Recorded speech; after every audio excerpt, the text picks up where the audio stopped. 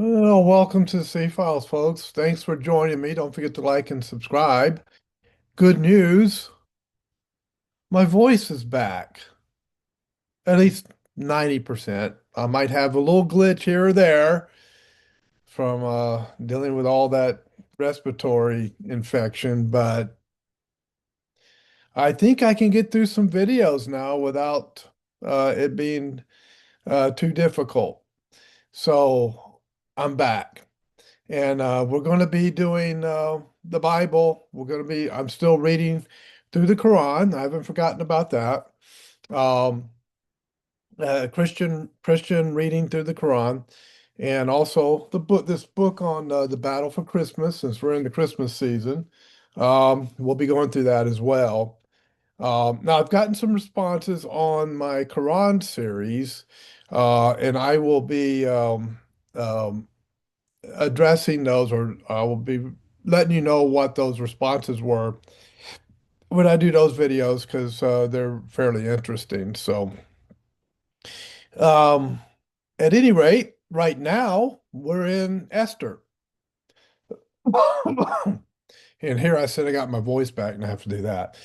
Uh, Esther chapter 4.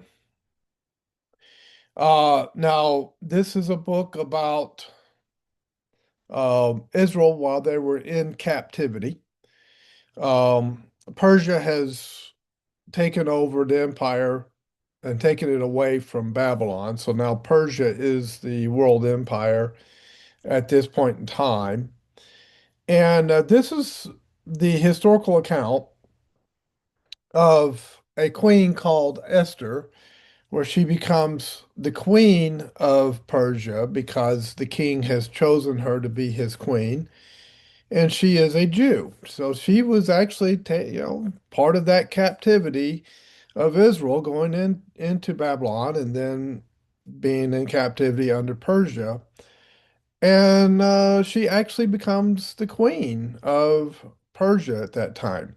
She had an uncle named Mordecai, and Mordecai um, took her in because her mother and her father were gone. I mean, she didn't have probably killed, speculation on my part, but probably killed when they went into captivity, or maybe killed when Babylon invaded, or who knows? I mean, but both her mom and her dad were dead, and so Mordecai took her in, and it's almost like she was an orphan child, and he took her in.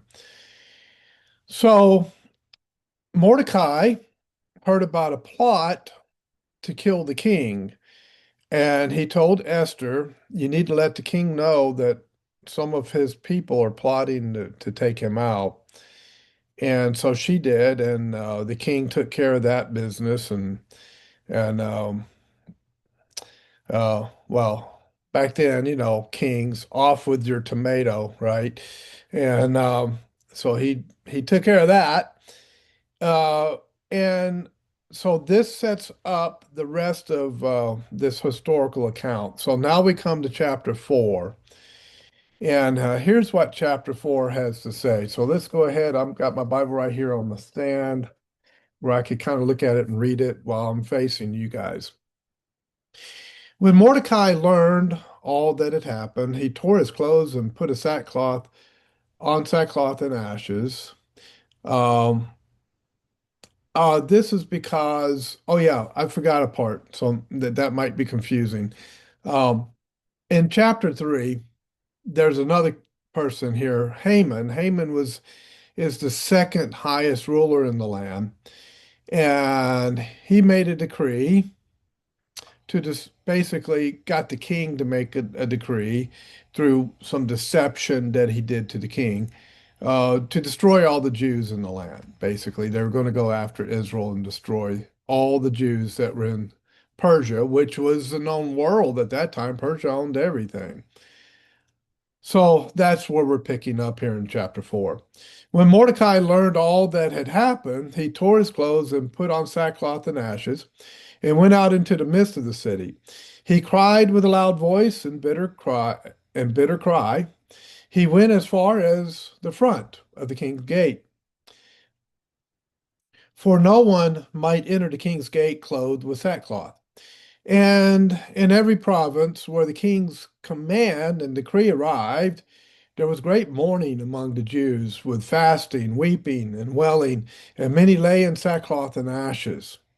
Esther's maids and eunuchs came and told her, and the queen was deeply distressed. Of course, she was going to be also killed because she was a Jew, right?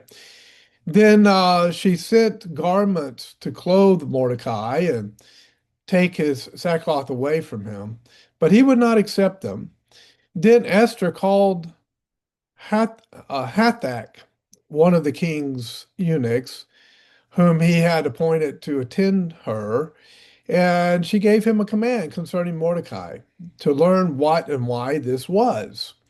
So Hathach went out to Mordecai in the city square that was in front of the king's gate. And Mordecai told him all that had happened to him and the sum of money that Haman had promised to pay into the king's treasury to destroy the Jews. Now, let me pause here, put my finger where I'm supposed to be.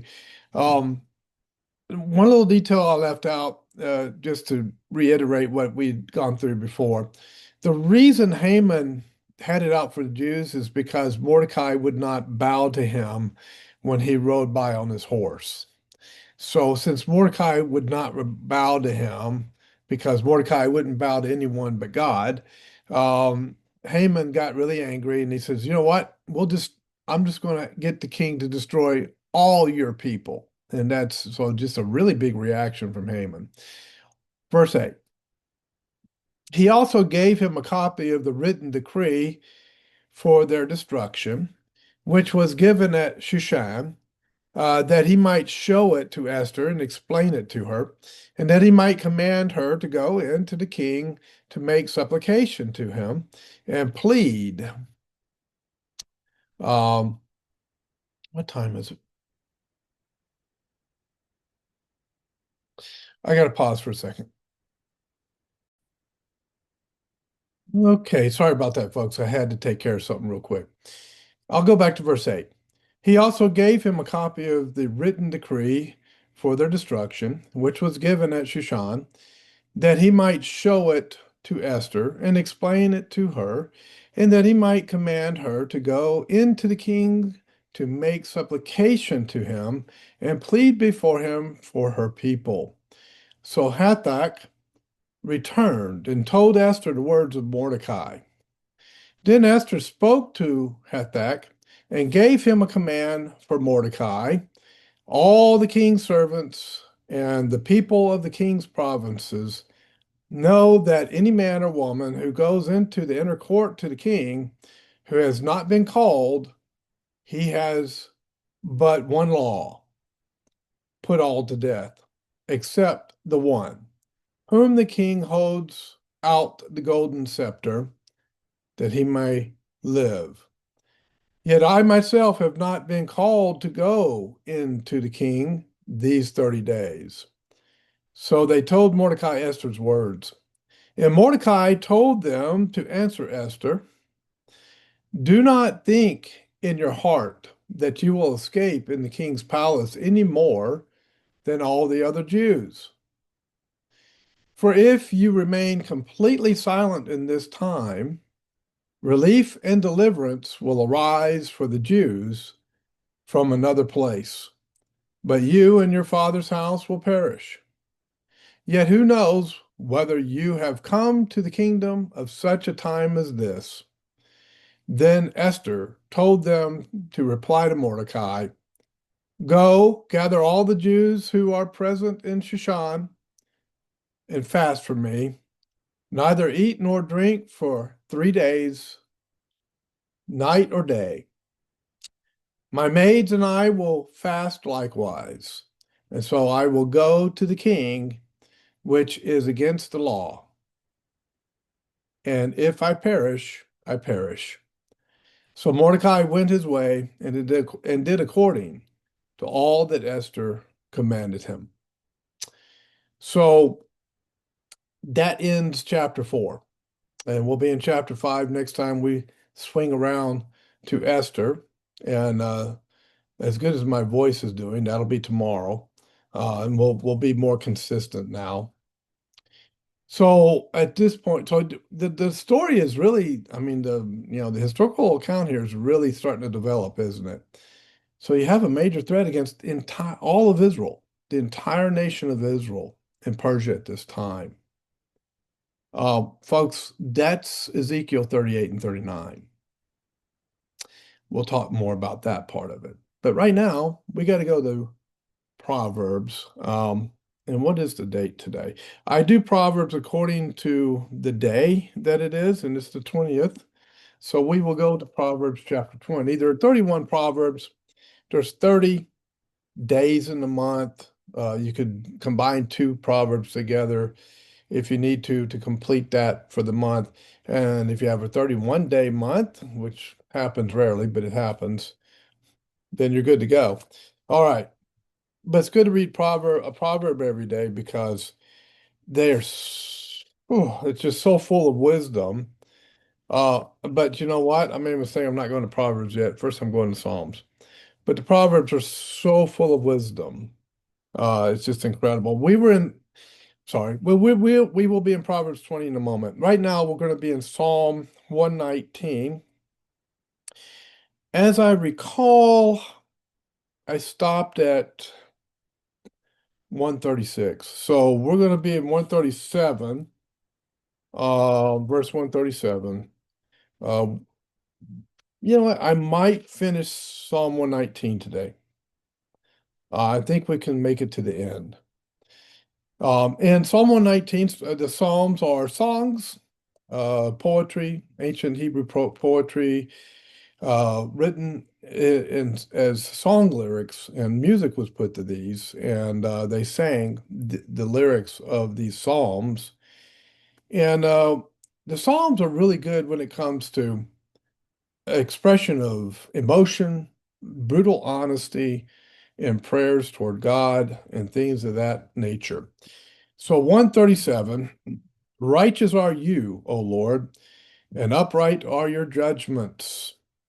Your testimonies, which you have commanded, are righteous and very faithful. My zeal has consumed me, because my enemies have forgotten your words. Your word is very pure. Therefore, your servant loves it. I am small and despised, yet I do not forget your precepts. Your righteousness is an everlasting righteousness. Your law is truth. Trouble and anguish have overtaken me, yet your commandments are my delights. The righteousness of your testimonies is everlasting. Give me understanding, and I shall live. I cry out with my whole heart. Hear me, O Lord. I will keep your statutes. I cry out to you. Save me, and I will keep your testimonies. I rise before the dawning of the morning and cry for help. I hope in your word. My eyes are awake through the night watches, that I may meditate on your word. Hear my voice according to your loving kindness, O Lord. Revive me according to your justice. Draw near who follow after wickedness. They are far from your law. You are near, O Lord, and all your commandments are truth. Concerning your testimonies, I have known of old that you have founded them forever. Consider my affliction and deliver me, for I do not forget your law. Plead my cause and redeem me. Revive me according to your word. Salvation is far from the wicked, for they do not seek your statutes. Great are your tender mercies, O Lord. Revive me according to your judgments. Many are my persecutors and my enemies, yet I do not turn from your testimonies. I see the treacherous and am disgusted because they do not keep your word. Consider how I love your precepts. Revive me, O Lord, according to your loving kindness, and the entirety of your word is truth. And every one of your righteous judgments endures forever. Princesses persecute me without a cause, but my heart stands in awe of your word. I rejoice at your word as one who finds great treasure. I hate and abhor lying, but I love your law. 7 times a day I praise you because of your righteous judgments.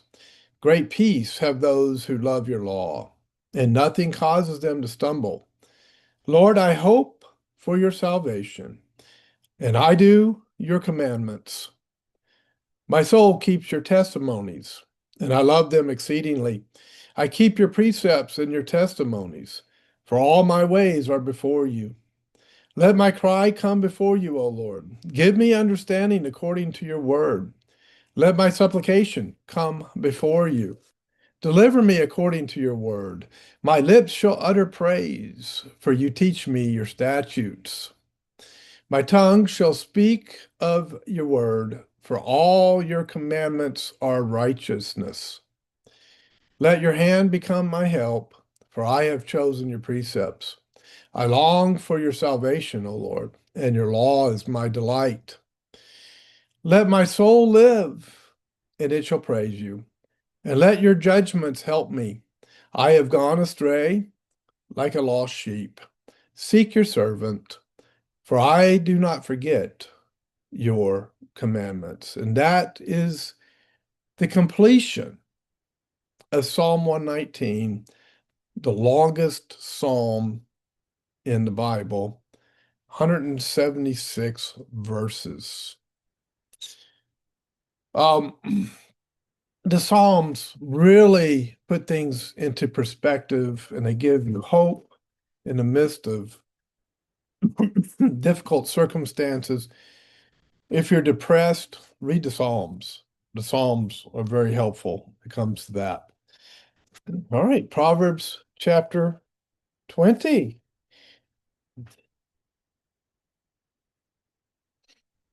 Okay, so here's some wisdom for life, for just living your life here on the earth.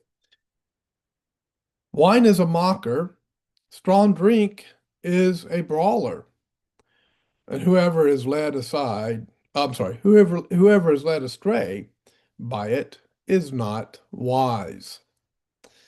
Now, how many times have brawls occurred in drinking establishments, right? Parking lot, inside the establishment. Law enforcement show up and break up the fight and all of this. The wrath of a king is like the roaring of a lion. Whoever provokes him to anger sins against his own life. You have to remember the context of when this was written. They didn't have a constitutional republic or any form of a democracy or anything like that at the time this was written. They only had kings, they had monarchs. That was the only form of government. And these monarchs had absolute authority. It is honorable for a man to stop striving, since any fool can start a quarrel. Anyone can start a road rage. Anyone can, uh, start contention within a family or within a church or anything like that. Um, but the honorable person doesn't do that. The lazy man will not plow because of winter. He will beg during harvest and have nothing. Hmm. Sounds like the Bible's not real big on socialism. Sounds like it's saying you have to go out and work or you won't eat. Counsel in the heart of man is like deep water. A man of understanding will draw it out. Now, you have to be careful about what kind of counsel you get. It needs to be godly counsel and not unrighteous counsel. But if you have godly counsel, dig deep and draw it out. Most men will proclaim each his own godly. I'm sorry. Most men will proclaim each his own goodness. Yeah, we're good at that. Oh, I'm a pretty good person. Well, I think most people are good people. Most men will proclaim each his own goodness, but who can find a faithful man? Oh, in other words, we can proclaim our goodness. Oh, I'm a good person, but is my life consistent with that proclamation that I'm good? Christ said, there's no one good but God. That's what Christ told the Pharisees. The righteous man walks in his integrity. His children are blessed after him. Of course, integrity is when you do that which is right, even when no one is looking. A king who sits on the throne of judgment scatters all evil with his eyes. Who can say, I have made my heart clean? I am pure from my sin. No one can say that, folks. I cannot make my own heart clean. I cannot purify myself from my sins. There's only one that could do that, and that was the Lord Jesus Christ who paid for my sins on the cross. Diverse weights and diverse measures, they are both like an abomination to the Lord. This is talking about cheating a customer by deception. And that's an abomination to the Lord. God hates that. I did say I was 90% with my throat, right? Let's see if we can't get a little help. All right. Even a child is known by his deeds. Think of the grocery store where the kid is throwing a tantrum because his mom would not pick up the Lucky Charms. And the mom is going, oh, it's okay. It's okay, little Johnny. Instead of disciplining that kid. Yeah, even a child is known by his deeds, whether he does, whether what he does is pure and right. The hearing ear and seeing eye, the Lord has made them both. And that is not only talking about the physical eye and the physical ear, it's also talking about the spiritual eye and the spiritual ear. Do not love sleep, lest you come to poverty. There was a song Deep Purple did. I hate to mention a rock group in this video, but Deep Purple actually did a song called Lazy. And that song goes so well with this proverb because this is exactly what they were singing about in that song. Do not love sleep,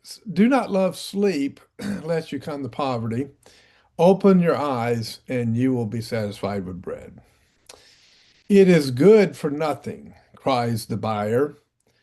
But when he has gone his way, then he boasts. There is gold and a multitude of rubies, and the lips of knowledge are a precious jewel.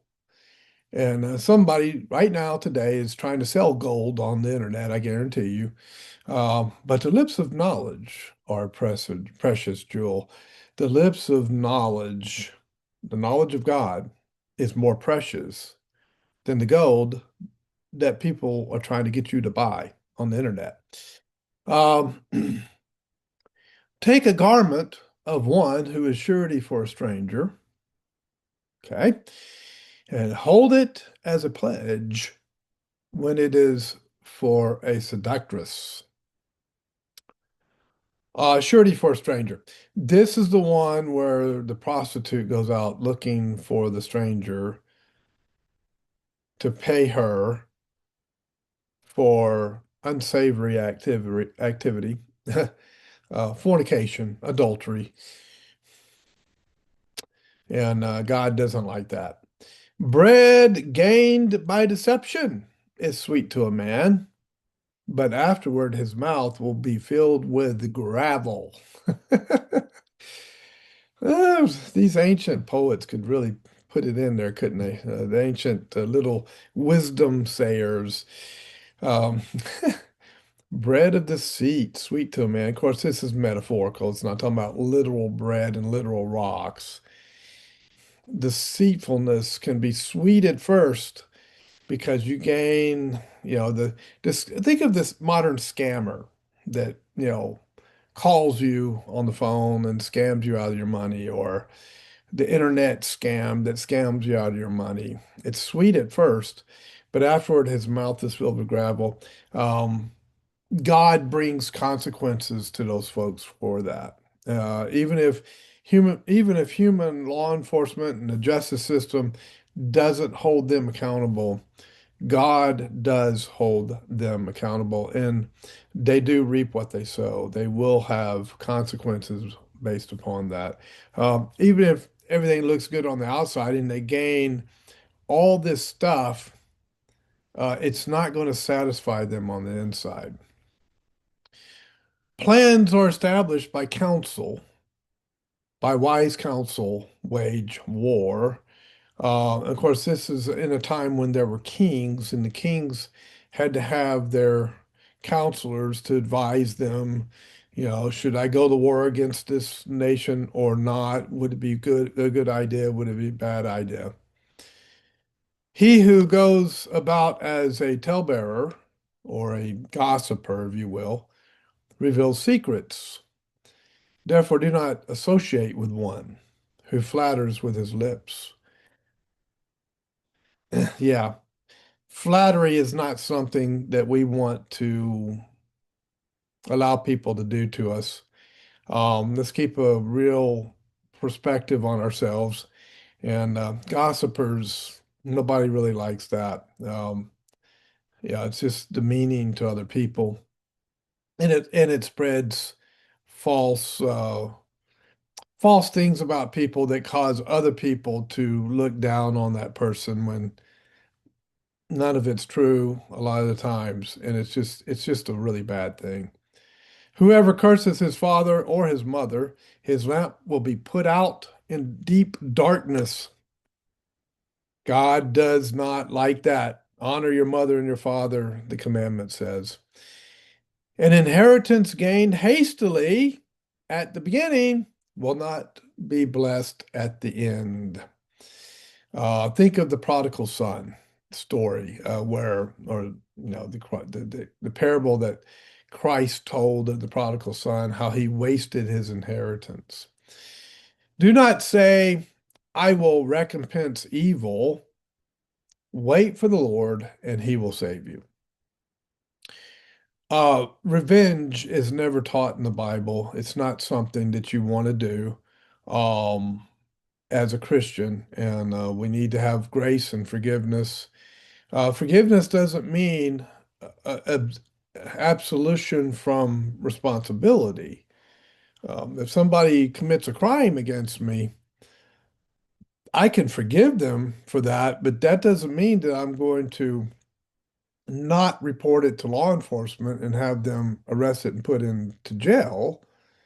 I can have a personal forgiveness toward that person, but at the same time, make sure that justice is done and that they are held accountable for their actions. A man's steps are of the Lord. Oh, wait, did I miss one?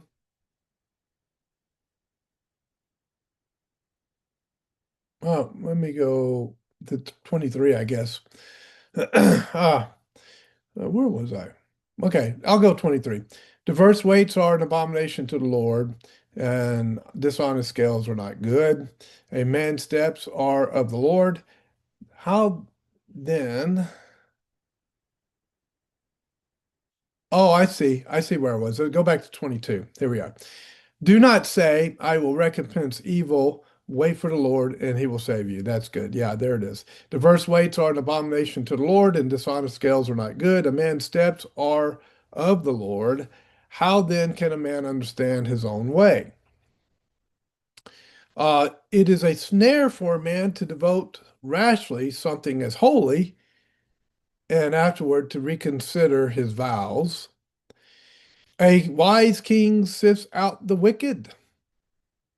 That's his responsibility. The king is supposed to keep peace in the land and keep the people safe, and brings the threshing wheel over them. The spirit of a man is the lamp of the Lord, searching all the inner depths of his heart. Mercy and truth preserve the king, and by loving kindness he upholds his throne.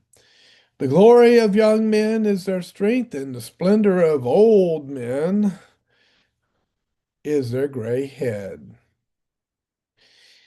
Blows that hurt cleanse away evil, as do stripes the inner depths of the heart.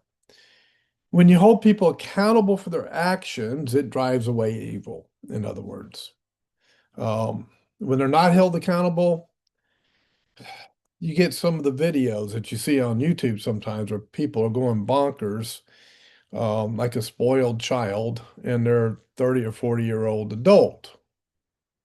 Yeah, that's a problem. Problem for law enforcement and a problem for society when that happens.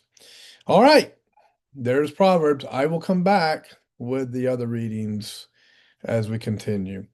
God bless. We'll see you here next time on the C Files.